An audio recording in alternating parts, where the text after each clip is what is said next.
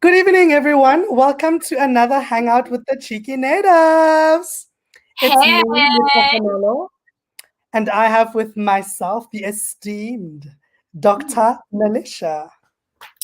Hi, everyone. We're so excited for tonight. It's been a while since we've had the Cheeky Natives because I was under bondage.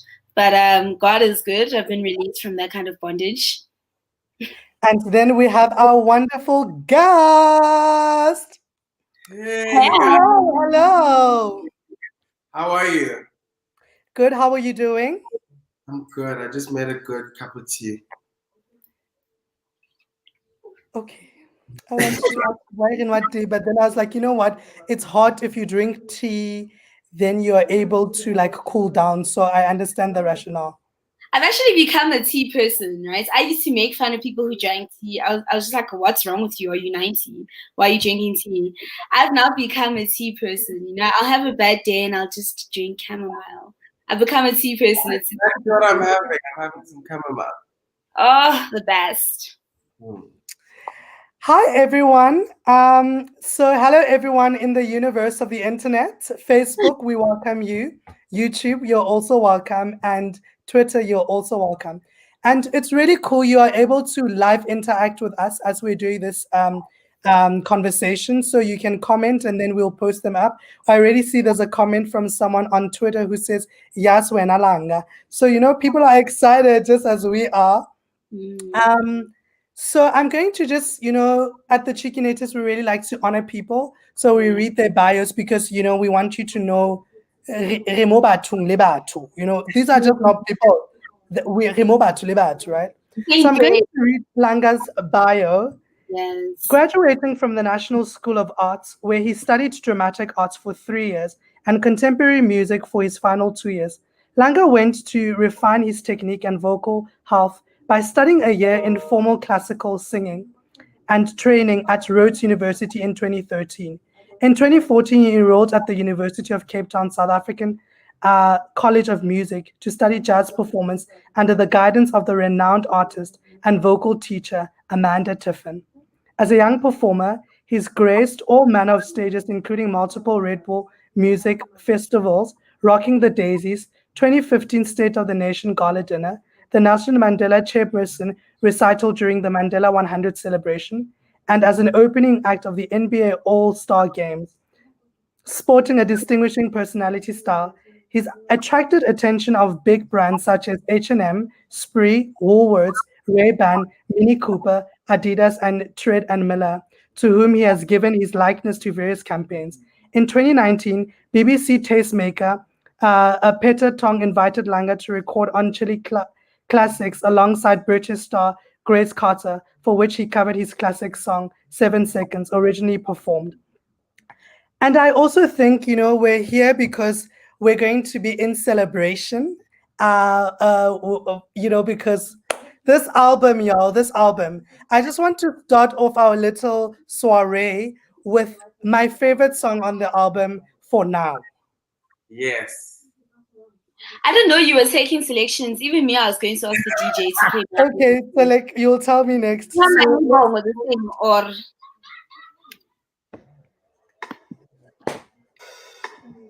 Ooh.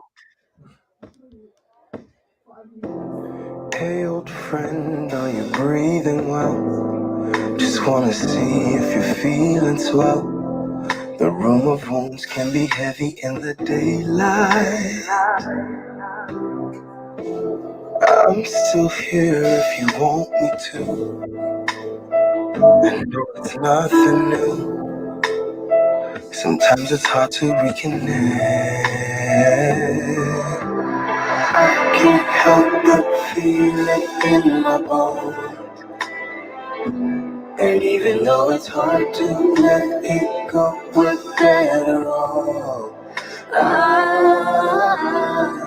I know.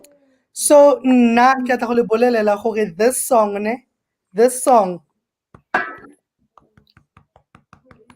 I feel it deep inside. It's the one. Yeah. I mean, okay. I mean, okay. I see my label even agrees. My label has like some crying and love faces. So like, thank you, my label, for appreciating because this song, Because I'm like torn, right? I'm so torn. I'm so torn. And I think that I'm torn because one of these songs features some of my current faves. And I'm like absolutely enthralled that I had 3 of them on one song. And it's I Wish with Manana and Zoe Mudika, because I just feel like it's such a we'll talk about it in the conversation, but I think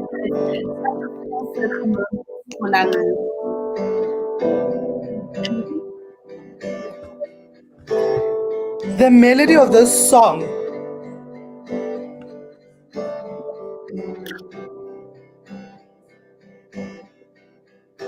I did enjoy in the peril, so we never run dry.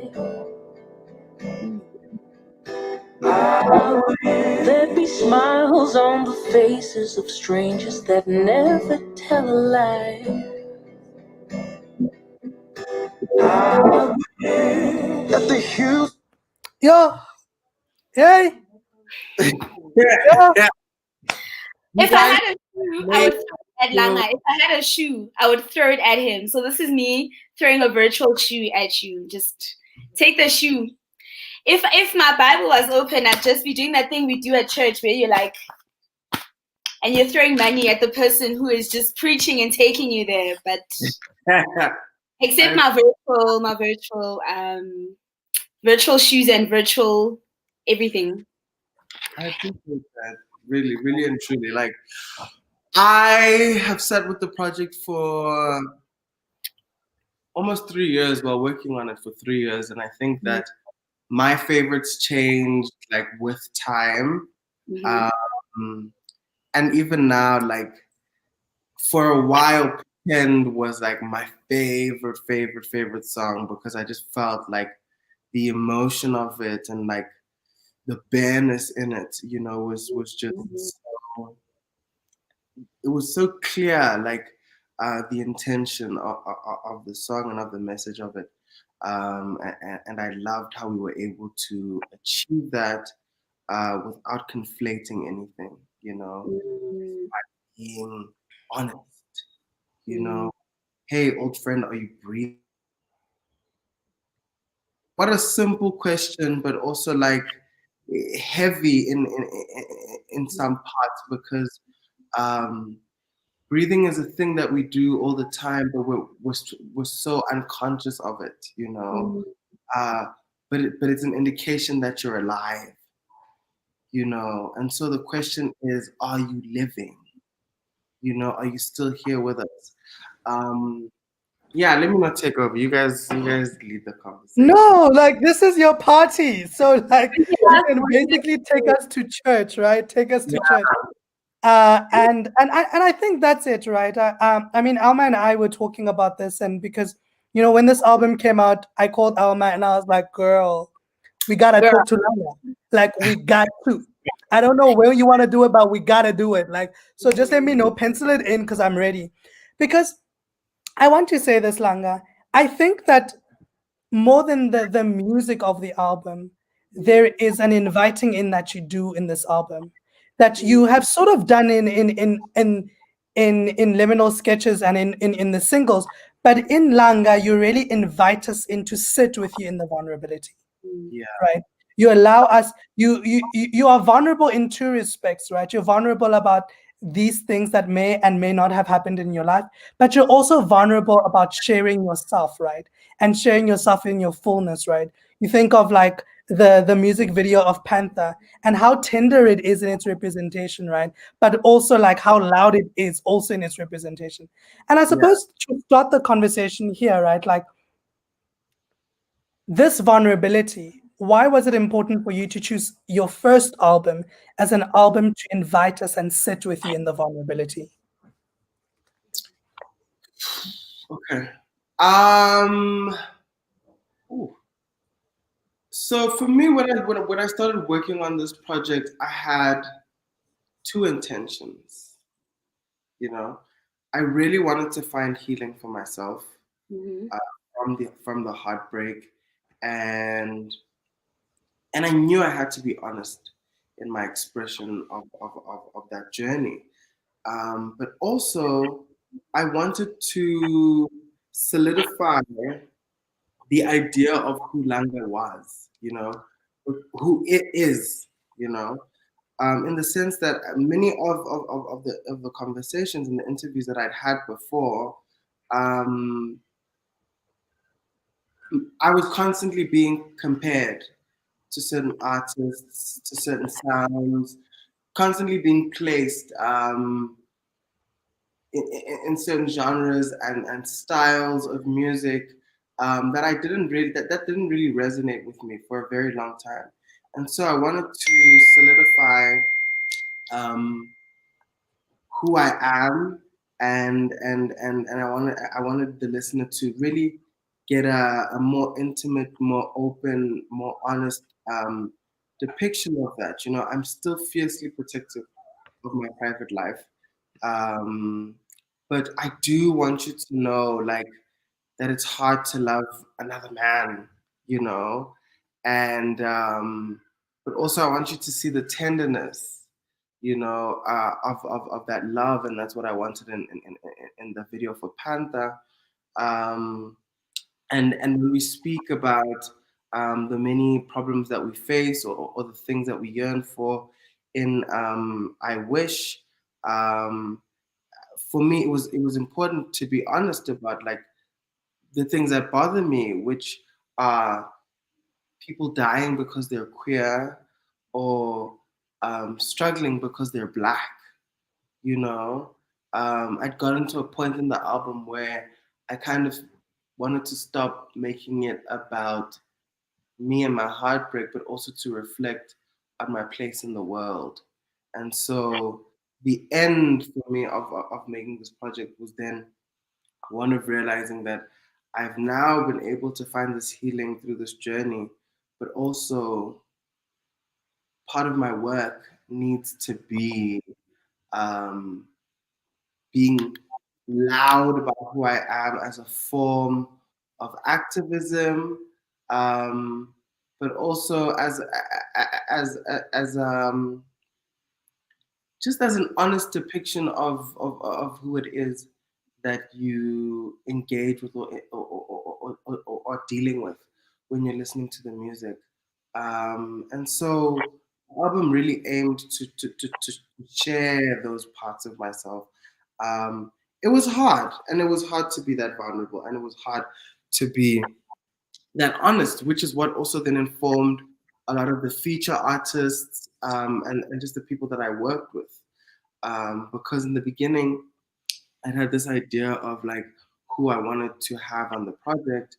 But when I got into studio with some of those big stars, I wasn't myself, and I didn't trust them to be myself, and so I ended up calling friends to do the work with me, because then I knew that I could be honest, and I could be open about every single thing that needs to be kind of dealt with through this project, and that's how I worked with who I worked with, and that's how I was also able to be bare Mm. in my expression.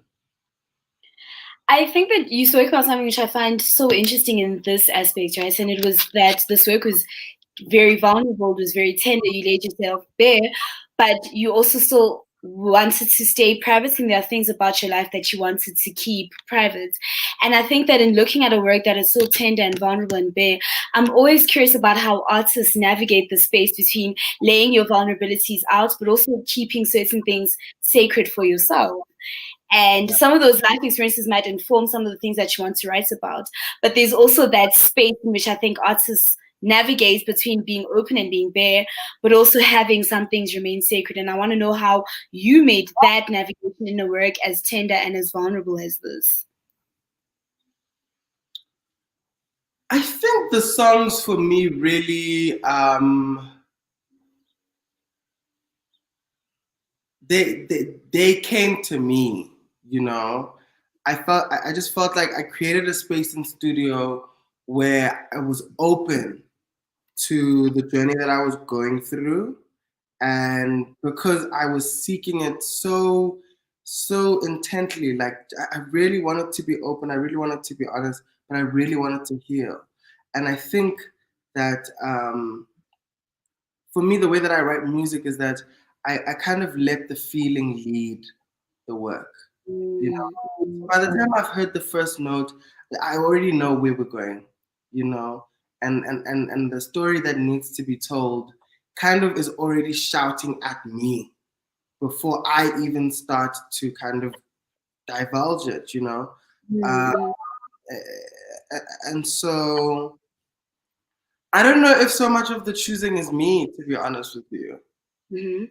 Um, I think that the songs sometimes choose me, and the stories that are meant to be told, uh, they kind of slowly reveal themselves to me. You know, it's like how you go to the psychologist sometimes, and you have no intention of speaking about a specific thing, but it just creeps up at you slowly, and then you find yourself spending the entire hour speaking about something you had no intention on speaking about, and really starting to unravel something you didn't even realize needed just that opening up. And so I find that the journey through music for me is very much like that, where I try to be open and let my heart speak for me, you know. But also sometimes I'm just yearning to like tell a specific story, you know. I remember leaving Sumo at 5 a.m. in this black fancy car and like regretting the whole night and just not just not understanding why I was constantly in that space. And I knew that that was a song that I wanted to write. And so that's how I wrote Panther, you know, because Black Jaguar. And I was like, so many people do this. Like, we all do this. And why? You know? And it was such an important part of the story for me because I know that in like a lot of people at this age, when they go through the pain of heartbreak, they often lean into distraction as a means to get through it, you know. And I wanted to speak about distraction, and I wanted to speak about being lost, and not just the pain, you know, because there is the cool that we try to portray when we're often going through some tough times, you know. I was saying to a friend once that uh, it's so funny that on some of my hardest days, my Instagram was popping the best that time. Yeah. Pop culture. Yeah. Alma You always says, you can't look like what you're going through. No, not at all. No, no. So I wanted to talk about that in the music. That we're this generation who uh, distracts themselves, and we go through these moments um, where we seek fulfillment or healing from things that can never be healing or fulfilling. You know, because you look at the bottom of the bottom of that champagne bottle when it's over, and you're like searching, like, where are you healing? Where are you love? Where are you everything? And it's like, of course, it's Where gonna. is it going? I also think you so this album for me particularly is special in a number of ways, right? I think it's genius, right? Because they when you listen really closely, there is this like continuation from your EP to this album, right? So when you listen very closely to Vivid Dreams and Searching, you can see, oh my gosh, wait, this is essentially the same song. This is the same moment. But the Yeah, difference between those two songs is that Vivid Dreams is like I'm within the searching, right? Whereas searching is like, actually, I'm okay with not searching anymore. You know what? I'm okay. Like, I don't want this no more. I don't want this type of life no more, right? Yes. Um, I but love it when people catch the parallels. I was like, I called one of my friends who I was like, you will not believe it, right? Like, listen to Vivid Dreams and listen to Searching. You will literally hear lines and you're like, oh my goodness, this is so genius. But there's also a maturity, right? I feel like Langa is like a maturity. I suppose then the question in terms of dealing with choice is to think about the track list, right? So Yeah. it feels like from track one to the last track, right? From Calamities to I Wish or to Love Lost, it's a journey, right? And it seems that you were intentional about like the idea of heartbreak, restoration, healing. But I wanted to speak about those decisions, like the story that you were telling in this album in the way that you did. Why did you make that decision? Um, so for me, the parallel that is drawn between the two works, first of all, comes from sometimes as people, we have to go through things many times before we catch the lesson, right? And in Liminal Sketches, I was going through a time of seeking healing from grief. Mm, I'd loved this person who died, and I was just broken, you know. Um, and I'd grown. I was 18 then when that happened, and when I started writing Langa, I was 20. I was 23, and I had just been in my first adult relationship, you know, and and the first breakup, the first heartbreak after the passing that happened when I was 18. And so I wanted to find resolution from the grief, but also I wanted the resolution from the grief to be the overarching lesson on healing for me, you know. And so in small parts of the album, I kind of reference that old journey that I had been through because I felt it re- coming back as I was going through this new journey of heartbreak, and that's why I was reintroduced in this place because we often look back when we're dealing with things that feel similar, and so I wanted to have this independent story of heartbreak where I'm really dealing with this pain, and it's a new pain and it's a new love, and there's a different kind of anger and frustration and pain, um, but it's one that can be dealt with in the same way that I did with grief, you know. So um, I then I then kind of in terms of like tracking it and putting it together, um, I I just let the story really tell itself chronologically, you know, from the moment of being angry and upset to giving up and wondering if it's me, um, to then getting to that place of distraction and really not understanding what was going on, to then going into pretend where it's really a moment of realizing that you can't continue in this kind of way, you know, and then having that prayer happen, sorry, and then having that really important moment of prayer that happens um, with spirit, where uh, there's just no more time to avoid the work, you know. I must surrender in order to be better. Um, and so there's that moment of surrendering that then really kickstarts the real work and the real healing that's needed. Um, and we go into a wish where it's not so much about me and this heartbreak anymore. It's really a of my place and my part in the world. Um, and then because now I found healing from this heartbreak and we reached the end, I then am able to look back at that first relationship, right, that I had. And we look at it in love lost.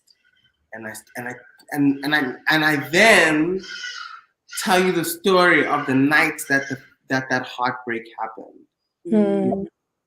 And I through that night where I was just broken, you know.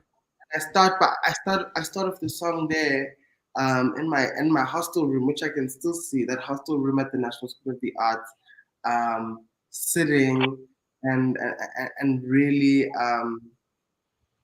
just just filled with grief and pain, you know. And I said in the song, I've got scars in my eyes. I've been wrestling the stars. The sun is way too vast. Exploding balls of gas. My heart still sings your jazz. Blue Rose right, that's all you sang. You know, I take you back to that grief. But then there's a moment of release where I go, you've got a new life and your soul has flown a new flight. I wish I could see you there. Come on, Church, a lyricist, a writer. And I mean that's really the release for me, because I often would preach to friends of mine, and I would always say, um, I'd always go, you know, death is the transformation of love. You just have to learn to love someone without the physical affirmation or the constant interaction to remind you that there is love. And so when someone dies, I want you to know that they're still with you. You just learn to love them in a new way, you know. And that song is when I really put it into practice. Put those into practice. Um, and the resolution from the grief 8 years later then informs the resolution to the heartbreak and what we've just gone through with the album. And so uh, it was really, the track list is really a chronological, just that's how the story happened. You know, I was angry and I was whining and I was rapping like I was in Calamities.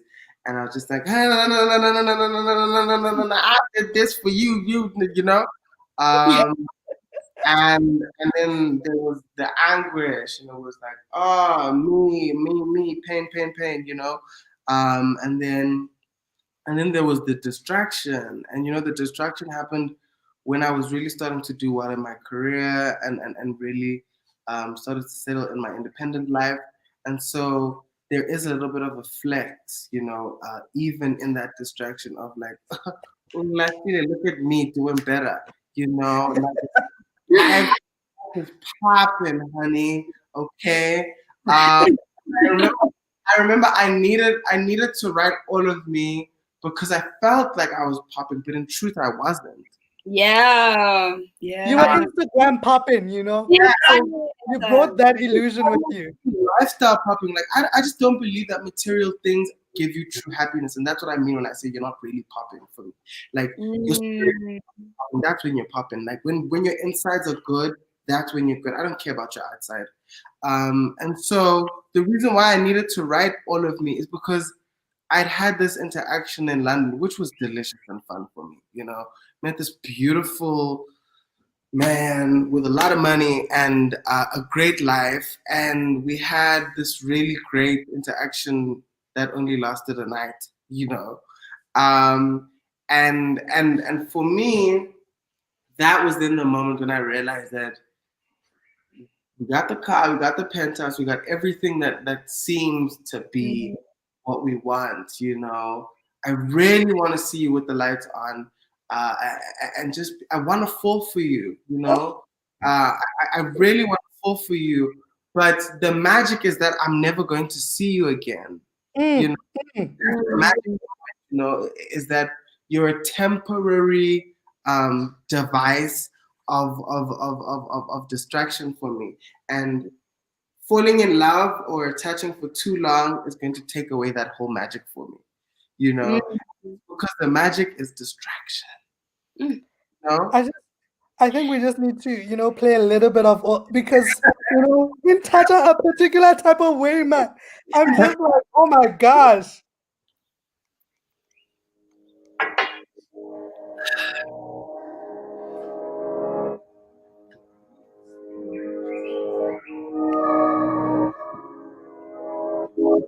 I wanna see you with the lights on and go home before the last song. Breathe in and out slowly for one night only. No distractions, let me hold you. I wanna see you with the lights on, lights on, lights on, lights on.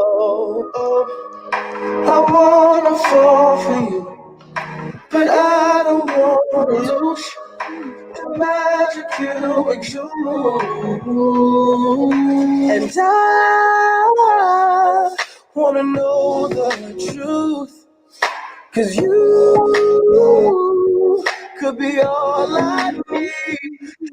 Don't lose you in the view. I'm tired of cruising with the crew. So please, give me all of you. that's part of the song. See, I'm in the crowd with the trick bit, creeping in the dark for the best treats, and maybe love's found in the pen suite, a little rendezvous in the back seat. Okay. Hey, And, Micah. and all of that happened. True. And all of that happened. And so for me, it was just like, yeah, the music really had to reflect what was happened, what had happened, and what I was going through. And it was crazy. Like even sonically, I had to I had to make sure that it sounded like what I was going through. You know, Mm. all of me sounds Yeah, like because all of me is sexy daughter, man. It's just like Listen, I don't want to see, use the magic okay. or the mysterious. I'm like, okay, man. Whatever this is, I also want it, right? yeah. But also there's that very European pop sound. Yes. Yes, And yes. and for me, it was like I was not here when this happened. You know, Okay. so it cannot sound like it was happening here. And international bay, come through. Yeah. Come through, babe. Exactly. And for me, it's like, how do I say it didn't happen here without saying it? You make it sound like it didn't happen here. Like it, you make it sound like a foreign thing, and even foreign to the music in the album. Yeah. That sounds super different to everything else on the album. And so the story isn't just told through words on the album, it's also told through the sound.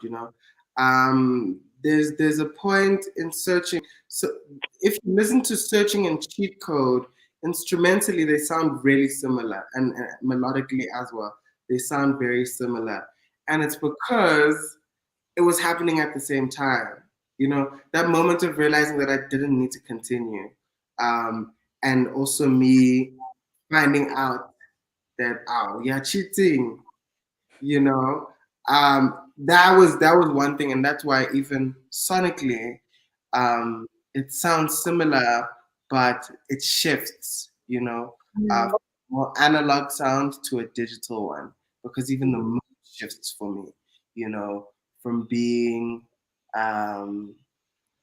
really old school with love and with care and with yearning to a really more digital response of I'm a pop and it's gonna be cool, and that was so important for me to chronicle through the work, is that I wanted the music to also be a part of the story. I didn't just oh, that sounds nice. The music needs to speak. Yeah, I know, because I've been with a lot of artists where it's just kind of like I just like the sound of that. Yeah. But it's really like there should be the intention should be bigger than just liking a sound. You know, it should be um, you should care for each detail. You know, of what you're putting out, and yeah, I don't know how we even got here, but yeah. So I mean, I know you've been asked this question a few times, and so I have a different twist to it. So you write your music in a very particular way, like in a particular prose. And outside of your musical influences, which I'm sure you've been asked about tons of times, I want to know who are some of your literary influences, because I feel like they also come through in the way you choose to write your music. Ooh, I'm trying to think because I think when I was writing the album, I was reading a lot of Murakami, Okay. and my friend Lebogang is like the biggest Murakami fan in the world, and he has been trying to get me into Murakami for the longest time, and so he'd given me somewhere there. I can't see it. There's a bunch of books here. Um, he'd given me a couple of books to read because he was like, "Let depression really funde once, but at least if you funda AWS, you'll feel much better." Um, I'm trying to think who are the writers that I lean into the most. So I want to say that I there are two. It's an artist and a singer, Yeah, but I'm placing these power lines, Cyphered and yeah. Giovanni's Room in the same conversation. I had finished Giovanni's Room while I was writing the album as well. So I had gone through this. I'm not biased or anything, right? No, I'm just you know, James Golden. Of course, that Baldwin. yeah. James Baldwin is a massive, massive literary like influence in my life. I've read almost everything by James Baldwin. In fact, one of my friendships started because we loved James Baldwin and Nina Simone, which is Leblanc, you know. And I think that James Baldwin has been a huge influence as a person, but also as a writer. James Murakami. Label is online, and so label is like Murakami and Baldwin. You know. Yeah, yeah. Yeah, I think those would be the biggest of that time because those are the people that I was reading, and I was also going through Piggy Boys Blues by like It's so interesting because I literally, this is what I wrote down, right? I wrote thinking about power lines, thinking about Giovanni's Room, right? And just like this, idea that there's this man who's stringing you along for his own likeness, and thinking about Cyphered, right? The idea of entering and coming in, Cyphered by Frank Ocean, and thinking about Piggy Boy Blue, and thinking, oh my gosh, like this is like Power Lines is like a culmination of like these various moments, right? Because I think power lines it resonates also for me because it's like we know these men, right, who sort of dangle a little bit. I'm gonna leave something at your house, right? And I'm gonna to make you think that I want you, but actually you're a placeholder for something that may not necessarily be better, but something that could be easier. Because I think like oftentimes for me, what power lines indicates for me, right, is the idea that you get these people who are okay with the idea of being in relations with you, right? But they're not okay with actually putting in the work of this relationship. So fight a little bit here, a little bit there, just so that you can be like, okay, I'm with you, babes, I'm with you. But the truth is, they don't want to do it with you because you demand some form of accountability. And so I felt like Power Lines was that. Just this idea of like you keep giving of yourself to these people who never show up. But also a commentary, right, on the state of Yeah, that's so wow. Sorry. but also a comment on like the state of relations, right, where there are people who are constantly desired, and someone actually, I saw someone tweet about this the other day. You are constantly desired, but just never loved all the way through, right?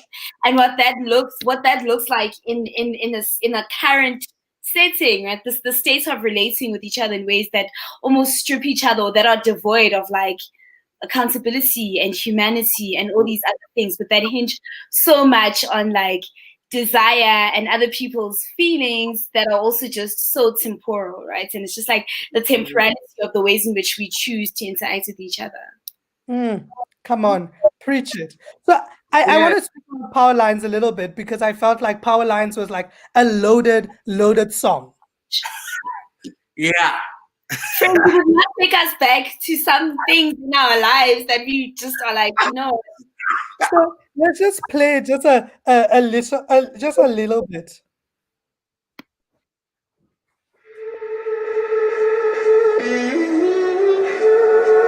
There's no one way to love you. You are a mirage, a breaking dream, a dying sun, burning orange. You drew me into your embrace. You left your sweater at my place and painted pictures that I believe. And now I'm wrapped in your fantasy. From someone better than mine. I'm still here wondering why you found someone better than mine. I'm still here wondering why you even try. Men are trash. A word, a verse, a word, a verse, a proverb. And you know, for me, that like with Power Lines, it had started with a poem that a friend of mine had written. My friend Mapule Muholatse, I think we were at Kitchener's in 2016, somewhere around there, and she gives me this poem, and she's like, "Oh, please use it in a song one day," you know. Hello.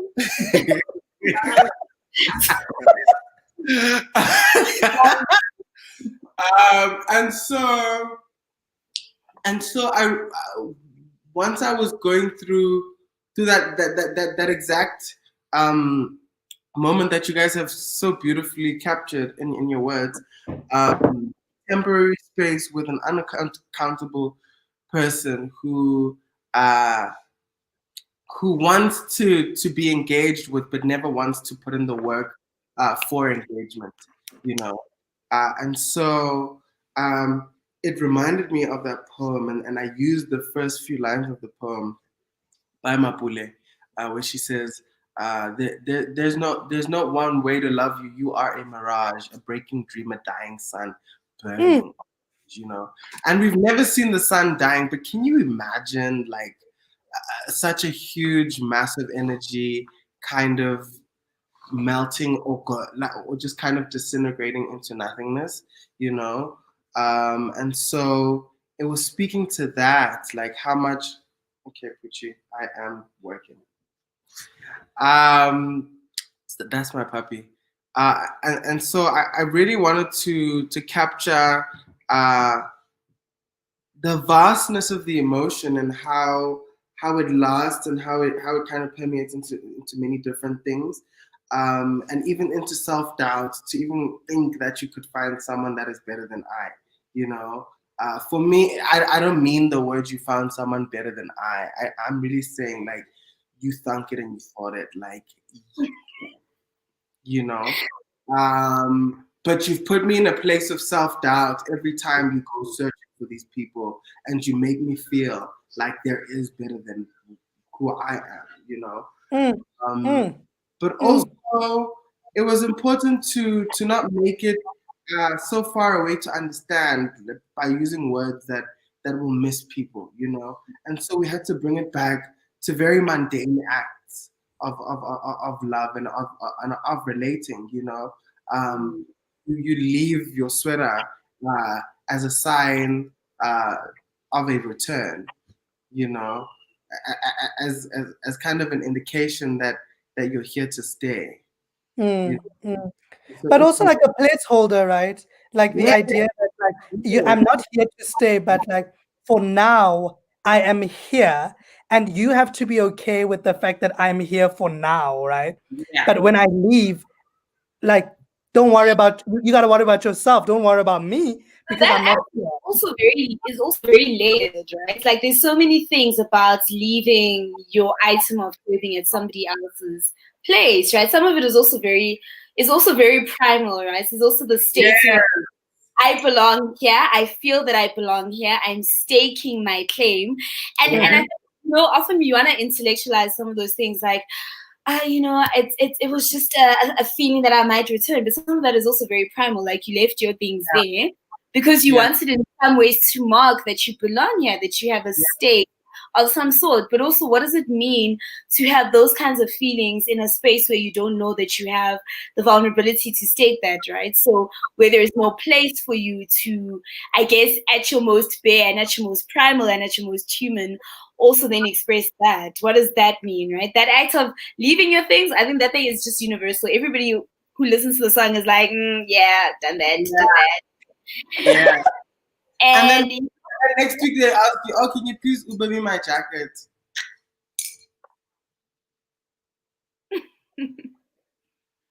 The moment you bring up accountability, then they no longer want to continue kind of the premise of that act. You know, they no longer want to follow through. You know, but yeah, ooh, I wrote it so long ago. I forgot these feelings. You guys just took me back. sorry, there's a collaboration I want to talk about that I absolutely love, and I think it was one of the first ones to come out, and it's the collaboration with Loyiso, Inhliziyo. And can you just play a snippet of that? Because wow, I say wow. Get DJ, get that timing got DJ, get DJ. Please, DJ, hey DJ, play my song.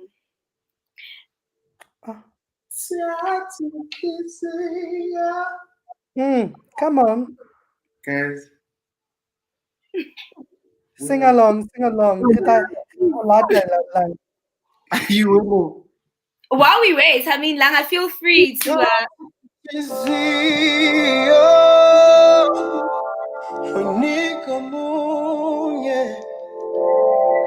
Gobang sakwazi ukuyiphatha kahle thatha inhliziyo Hybo unika omunye ngoba mna ngisakwazi ukuyiphatha kahle. I didn't know what I had, until I lost it. I'm so damn stupid. Girl, I love you. Come on now. Oh, you were there, you were by my side, you were on my mind. I didn't trust you, but now I see why you left me here. Hey! Talk a little bit about this song. Okay,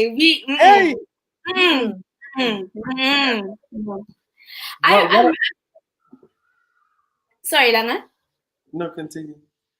I'm curious about the song because I think that we've spoken a lot about accountability and about healing and resolution, right? And I think that in many ways this is the other side of the coin, right? So the person is not necessarily the one who's wrong. I think often when we think of heartbreak and you think of relationships and their dissolution, people want to divorce themselves from the roles that they've played in things not working out. And I think a lot of the reflections around heartbreak are, I was hurt, this happened to me, and there's very little introspection on your role in things not working out. And this song, in many ways, is the accountability that we're talking about, you know. And I am really curious about what the inspiration for the song was like, but also why you included this song in the particular way that you did on this track listing as well. Yeah. In terms of the track listing, let me answer that first. Especially after having a song like Calamities happen, right? Where it's kind of a really selfish moment of ego, you know, of ego really saying, I've done this and that for you. How would you hurt me? Why would you hurt me? You know, why would you even think to break my heart when I've sacrificed so much for you, or when I've given so much of myself to you? And in fact, be careful because humble babus you know, you know, and then I wanted to kind of have that moment of being accountable in track 2 where really the guard goes down, you know, that moment where you've had the fight, they walk out the door, they close the door, and you go, actually, was that the right thing to do? You know, and what part have I played? You know, I know for Loiso, when he started writing the song, he was just going through a time where he just felt like he wasn't worthy of the love that he was giving to the specific person in his life, and for me, it was a moment of really feeling defeated by the entire thing and questioning my part in it, you know, and maybe giving room for the possibility of me being wrong.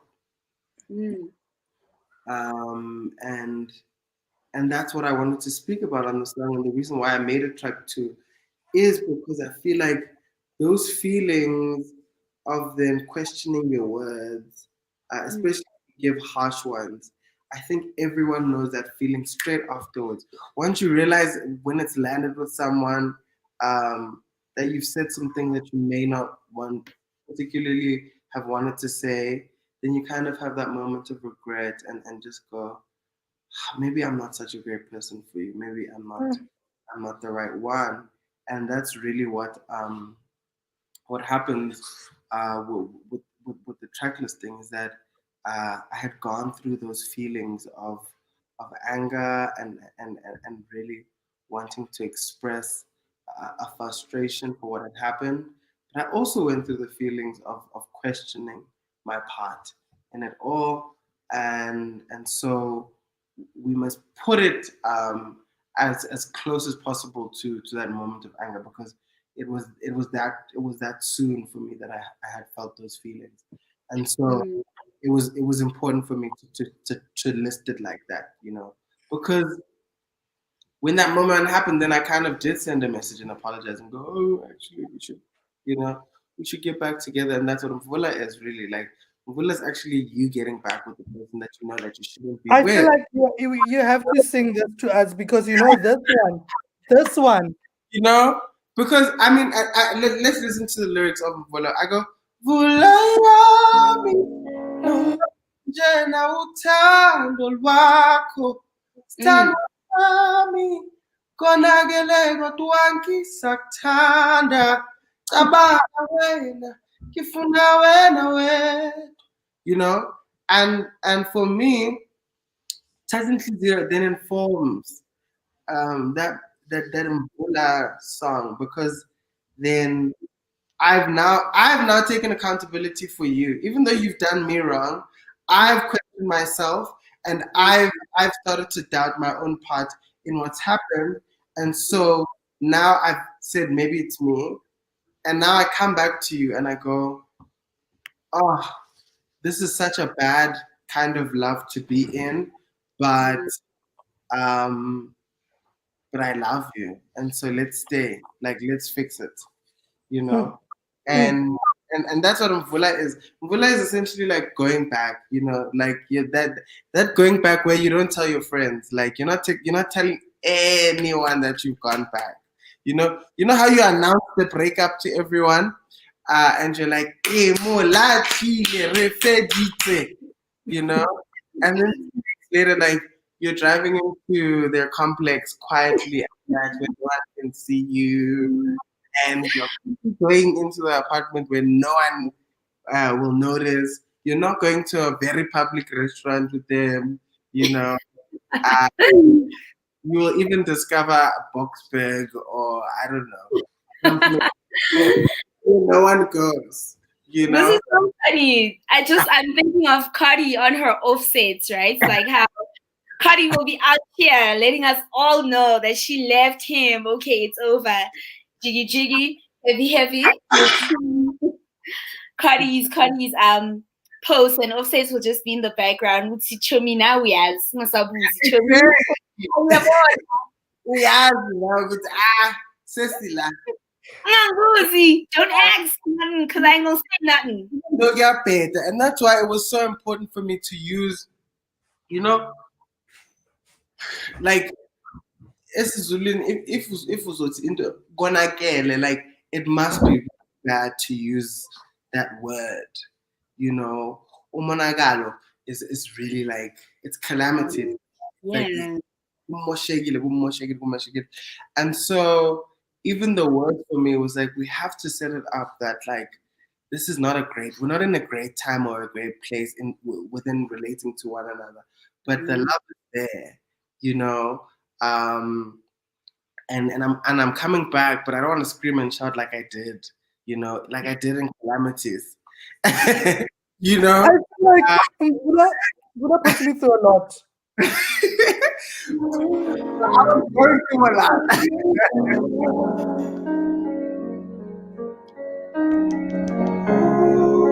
Mvula yami ngimanzi njena uthando lwakho sithandwa sami konakele kodwa ngisathanda cabanga wena ngifuna wena say it, sing it to me, break it, pull me apart at the seams. I know you broke it, I felt it, we lost it. I trusted the process, thought we'd never make it, but I don't wanna be a fool again. I don't wanna be the Mvula is like ipakeletse, man. It's loaded. It's Yeah. loaded. It's loaded. It is. One of the questions and one of the things I'm always interested in is your decision to sing certain songs in a native tongue, right? Because I feel like in many ways, I feel like when I listen to Umvula and Intlizio, I'm like, English would not have been enough on its own to package what you wanted to say, right? And so I'm interested in the use of language, like as you spoke earlier about like the sounds in the songs were also talking to different times in your life. But what about the language? Was the language also something that you said, you know, English is too thin for me to convey what I want to say?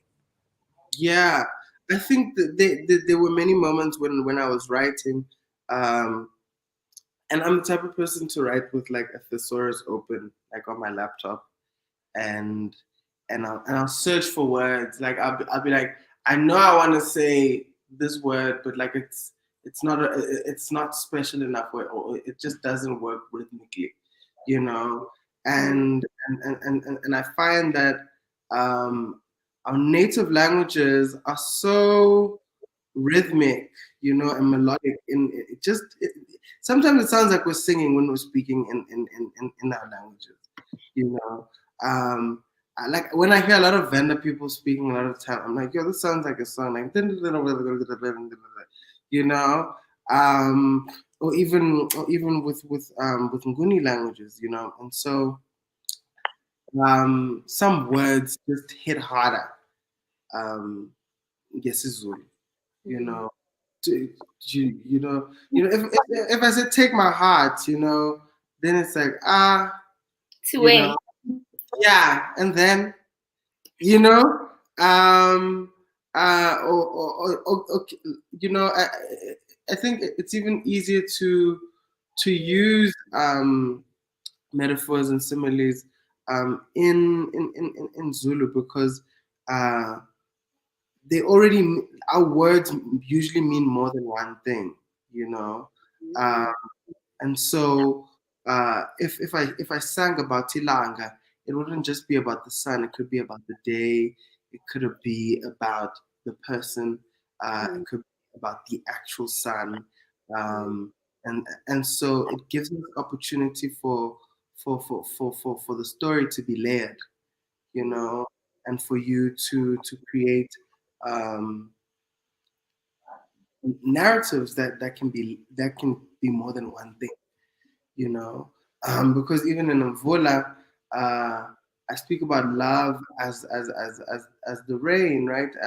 And you could just think that maybe that's the person's name, you know, or it's actually love, you know, and what we can take from that is that we can now use uh, that thing and its characteristics to write an entire song, you know, of cleansing and of asking that let me not drown in this, you know, but rather can I grow from it? Can I be cleansed by it? You know, and so that's why there's certain things that were just better to sing in Zulu, and I think, like I said earlier, like the music really does inform um, how the story is portrayed, and it just came to me in those words, you know.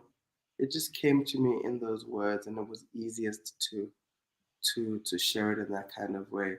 But also, I had made a conscious decision to start writing more in isiZulu because I remember going home to KZN and my granny and Sunday Blues had the whole river thing, and you know it was just kind of booming, you know, on radio and on television.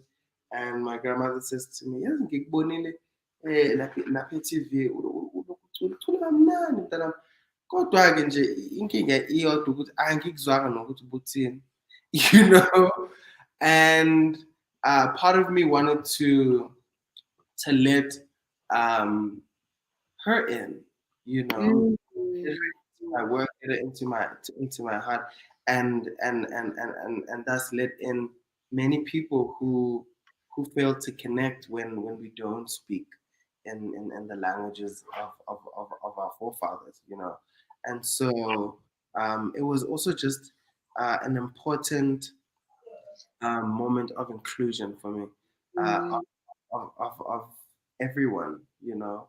Um, I, I I think we sometimes forget how much of a privilege it is to be able to articulate and speak in this language of the colonizers that in the way that we were able to, you know, and how much we're able to manipulate it to our advantage, and understand every single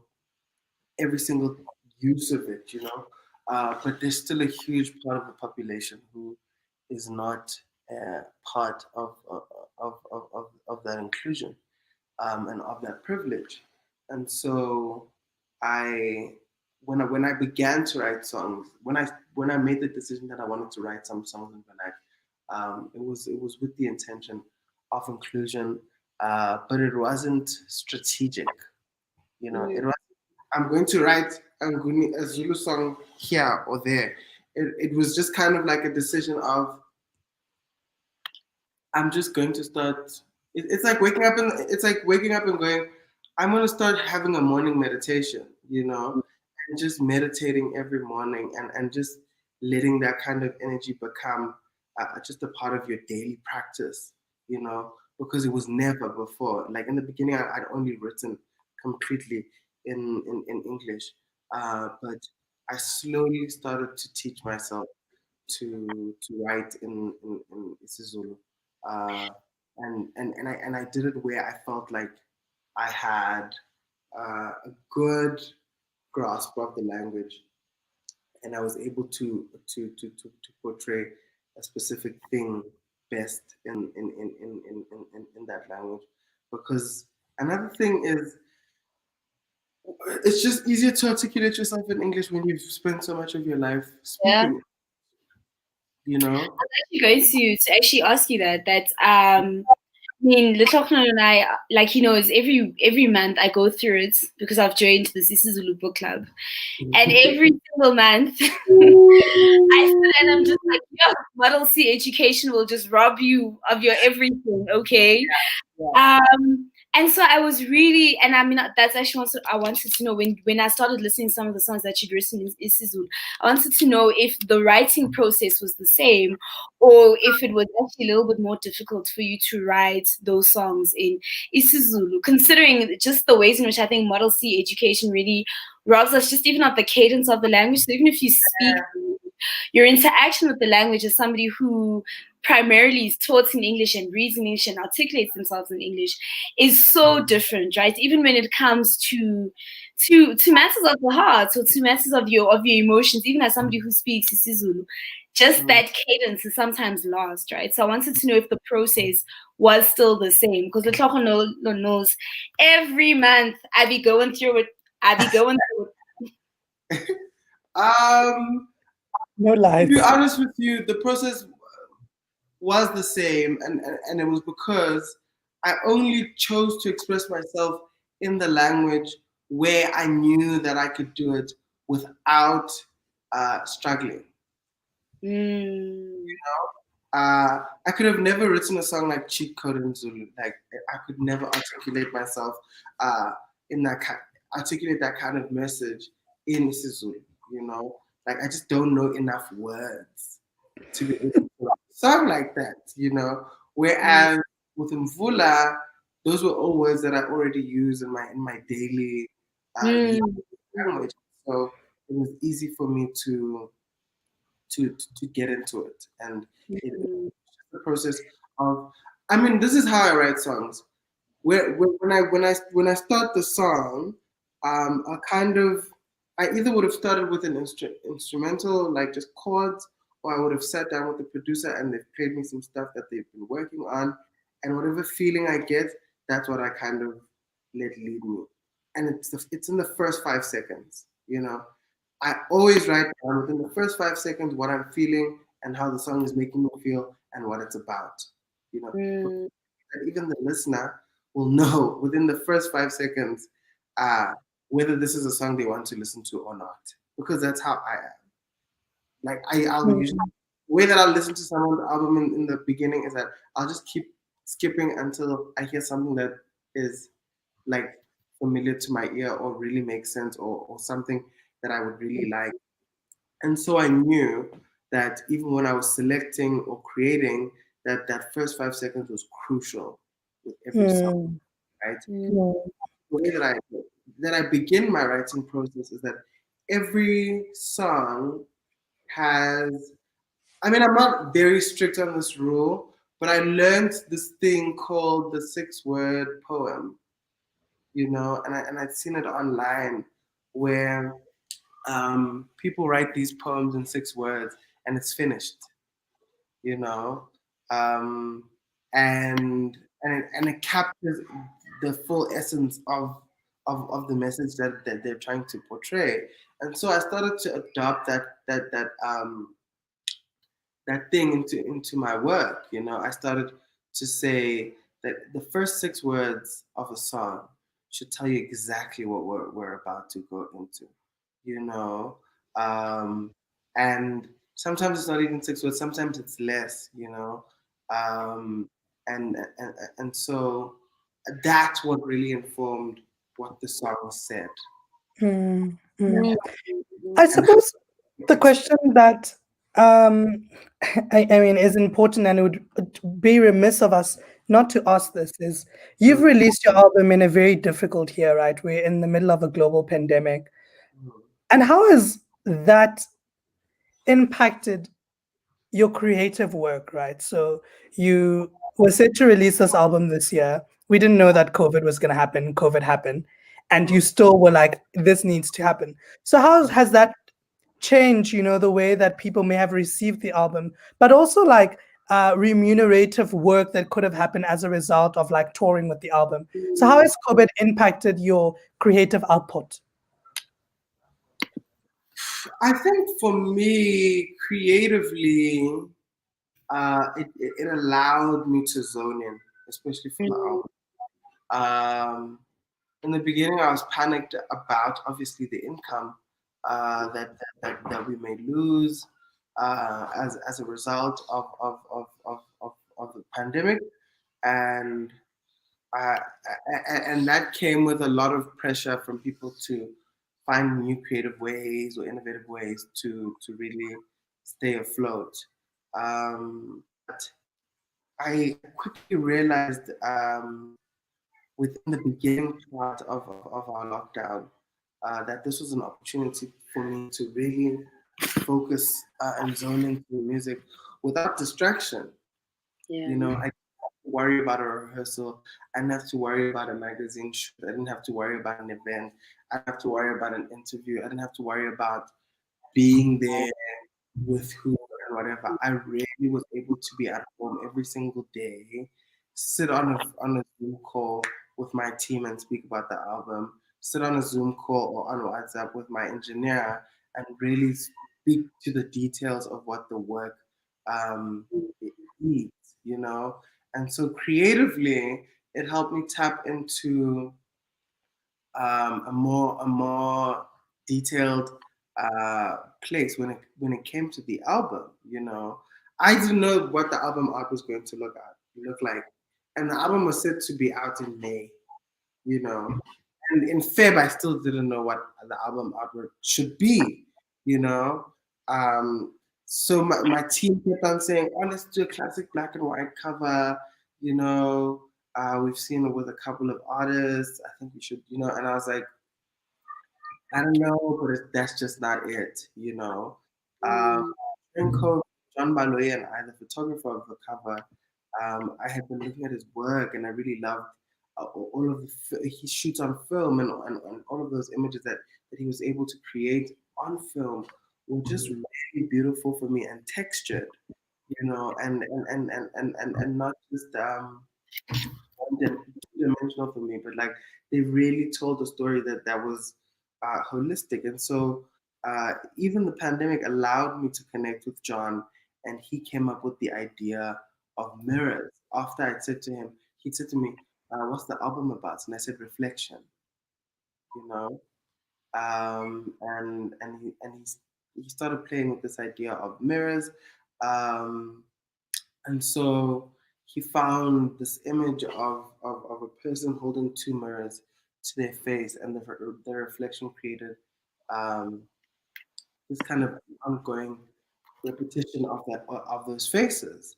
And I then was able to realize that actually, instead of using such a lame title like Reflections After Love or something like that, let's just call this Langa and let's show reflection, and it's reflection in 3 parts, you know. Um, in the beginning part of the album, we deal with the heartbreak and the pain. In the middle, it's the mess, and the end, it's the resolution. And so we were able to create this cover that then tells you a story, the whole story of the album, in fact, if you look at the cover, is that here we are reflecting this one body in three parts, you know, um, and each part is a little bit different, but it really is all reflection of one person, you know. And so COVID was allowed me to do that, to come up with that kind of creative output. And even with the mixing and the mastering, I was able to be super detail orientated in terms of how things should sound, in terms of what's louder, what's softer. I would listen to the track order in many different ways, before I actually realized which was the best way to listen to the project. I would literally take a drive around my complex, or I would just walk around playing it in different orders. But I always knew that Calamities was first and Love Lost was last. I just needed to know what was happening in the middle, and I always knew that Panther was going to be in the middle. I needed to figure out how do we put it all together. And so that time of quiet and of really being isolated from normal, what we call normal life, that time apart from people and all of what comes with our really busy lives, it allowed me to really tap in, and understand the project holistically, but also to focus on it in a way that I wouldn't have before, And so, I mean, COVID sucks, really sucks, but I'm grateful that I had the time to be at home. I like, if someone was writing a book, I'm sure they finished. Like, they must be finished now. Part two, okay, we're not waiting for They must be finished. Like, surely you're done now. Like, you and your supervisor had nothing else but to write and read, I don't trust anymore. Like, I don't trust. Do you know what I'm saying? Like, I'm waiting for the 31st of December 2020. Like, I'm gonna wait. And even on the 31st, I won't be excited. I'll still wait. Like, me one. But yeah, I think for me that time kind of, it really allowed me to zone in on the project, and I'm grateful for it. And in fact, I think that it made the project better. We will never know how it would have been received outside of COVID, but we do know it's doing well now. Yes, as it deserves. As it deserves. Before we run off, we just want to see our listeners are watchers on Facebook, YouTube, and Twitter. If you have any questions for Langa, this is your opportunity. We'll give you space, just celebrate, praise, those type of things. How about like Hosana the e-wallet? It's your opportunity now. Send you all natives, please, so that they can give us books. Get answer the number this way. Get answer the number. We'll give you Chickinator's number, and then we will distribute from there. Yeah, exactly. So we'll just wait for a couple of moments to see if anyone has anything to say. But I suppose, Langa, from me personally, and I think by extension from Alma, thank you. I really enjoyed I really enjoy, Langa, because I think that it allows me moments. I'm sorry to do this, but I just want to say this one little bit of thing. I also felt Langa, the project as a whole, remind us of like delayed adolescence, right? So you effectively write this project in a 2-3 year period, right? Yeah. And you've gone through so much in a 2-3 year period, whereas some people have gone through this in like a 10-year period or a 5-year, 6-year period. And that also just speaks about like really the indictment on society about like how we as queer people have to sort of repress ourselves for a long time in the time when we are supposed to be playing, you know, and then we grow up to be these adults who don't know what the hell we're doing. We enter into our first adult relationship at like 23, 24, whereas people have been dating since they were like 19. And then we go through all this stuff. And by the time you're like 26, 27, you're like, who I feel like I've lived a life. Kanti. Lives.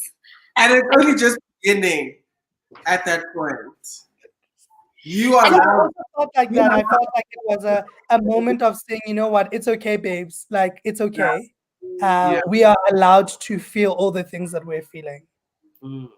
I think it's so powerful that you said that, because I'm thinking of Saeed's book, right? Why am I forgetting the title? It's because the Cheeky Natives has an ambitious reading list of like 20 million books. And I now need to make space for all those books in my mind. But also when Saeed talks about going to university, right? And how he is just flourishing, right? And everybody's like, what? Wasn't it Sam yesterday? Now it's Mark today, etc., etc., etc. And Saeed also then talks about what it meant for him to grow up in the time that he did and not to be able to really be in the fullest expression of himself, right? So to not be able to date openly, to not be able to love openly, to not be able to really even make those kind of like adolescent mistakes that everybody else gets given room to make. And I mean, listening to the conversation that you two are having now is really also just reinforcing how important and how beautiful Langa is, right? Just as a body of work for representation, but also for people to see themselves in the music, right? And to know that their experiences are not unique, that their experiences are not strange, that there are other people on the planet who are experiencing the things that they're experiencing and feeling the pain that they're feeling. And yes, I'm paraphrasing James Baldwin, but you know what? Yes. Yes, you think your pen is unprecedented in the history of the world. And in this case, until you listen. Okay, yeah. Come through, babes, come through. So Natalie Nkosi from watching on YouTube, has a question. How long did it take you to write Searching? I think I wrote it while I was driving, so it must have been like 3 minutes, something like that. It was raining, so what happened was my producer Darren had sent me this beat, and it was raining, and I write because he knows when it's raining. I write like really quickly and really easily, and so I'm on like Jan Smart's driving. I played from my phone onto the car radio, and I literally wrote the whole thing like from the top robot until I got to my gate, and then it was that. Ish. What? It was that easy. It was that easy, you know. But you know, also you spoke about the idea of like this was unearthing things that are already there, right? So Searching may have been laying dormant until the music came, and then it was like this is Searching, right? But honestly, Langa, thank you so much for gracing us with your presence today. We really, really appreciated it. Doctors and advocates. I'm not over you guys and your crazy achievements. It's incredibly amazing to watch and to know. You know, I think it's incredible what you guys are doing with your platform, but also in your individual lives. And for me, it's just like it's such an incredible honor to have you guys honor me with your time and your conversation about my work. So one delay on YouTube says, I love Langa's voice, a really talented artist and creator. I also appreciate the representation in the work. We feel seen, so beautiful and wholesome. Keep working, keep excelling. That is so sweet. Yes. I love it when people get their flowers because they deserve it. And we hope from the Cheeky Nator sincerely that you continue to get your flowers. And when the next album comes for you to, know that the Cheeky Nators will always be a place for you to come and sit and reflect on the work that you've done and on the music that you've created, because we believe that Black people are so important, right? And they deserve a space in order to deeply reflect about their work, and for people to actually say like the work does really important things in the world. Because I think often when we see reviews, it's like, Landa's sound is so matured, but it's more than that, right? It's like it's more than maturity. It's more than a debut album. It's so much more than that. So like we wanted to, tease out the interior life of the album, as opposed to like the on the surface, this is what it looks like. We really wanted to go into the aesthetic of the album. And thank you so much for allowing us that opportunity. Thank you. Thank you so much. This has been absolutely amazing. And like Tlhogonolo said, I think that it's particularly important for you to receive your flowers at this moment when the work has come out and so many people have felt seen and represented. And we don't want to be the kind of people who wait posthumously to really give credit to the amazing work that our creators do, particularly in difficult times like COVID. I think that COVID has really reinforced the importance of the arts. I think that even the people who didn't think that the arts were important realized that the music that they were listening to, the shows that they were watching, the poetry that they were reading is what kept them going through COVID. And so there is an understated place for the arts, and I think it's so important for us to continue to give our creators the kind of flowers that they deserve. So from the Cheeky Natives, these are your flowers. We are so excited to see what the future holds for you. Thank you. And before we go, how do people support? If there are gigs, that social distancing gigs that people can go to, how do people get you the money? How do we get you the chankri? Give him the money. You know what? We're actually currently working on a schedule, but also we're just kind of waiting for Ubaba to speak to us and tell us if we're locking down again. We rebuke. You rebuke it, yes. Like to But send. looking forward to just going around the country and showing love to everyone who's been showing us love, from Eastern Cape, Western Cape, Free State, Durban, as also the UK, the Netherlands, and the show I think in LA and New York. So we're currently working on a tour schedule, but that will be out on social media once everything has been confirmed. And all of that can be followed at Langa Mav on Twitter and Instagram, Langa Mavuso on Facebook. And we've got a beautiful video out right now for Panther that's on YouTube that they can find on the Langa Mavuso Vivo page. And I'm excited to also put out the Pretend video very, very, very soon. I cannot wait. I cannot wait. You might cry. Pre-order it. Listen, we put in some beautiful work into that. So I'm excited to put out the Panther video as well. And so social to know what's going on. I think it's the best kind of like newsletter for now, as we finalize the website that we've been working on. And so yeah, it's been an exciting time. Thank you guys for speaking to me, and yeah, let's stay in touch always. Yes. Wow. And thank you everyone who's joined us on Facebook, YouTube, and Twitter. Thank you for always supporting the Cheeky Natives and for allowing us to have these conversations. You really are the true Cheeky Natives. So thank you very much. And if you want to buy books, as you know, we are now the Cheeky Merchant. You can definitely go and visit www.cheekynatives.co.za//shop, and then just get all your books. And because the Cheeky Natives is like, we are the gal. The books that we sell you, 99.9% of the time, are signed by the author. That's how much. From the bookstore to your home. It's signed. I've got a book that I'm currently reading that's not signed. And I'm What pretty book is this? sure the writer. It's called Vagabond. Oh, you see, if you had spoken to us, we could have arranged for a signature. Tina. But I'm enjoying you, but she was sleeping. But you know what? Just because you're Langa, we will arrange for you to get a sign for your copy to be signed. Please, I'll give. We'll have a coffee and she'll just sign for me, please. We'll make it happen.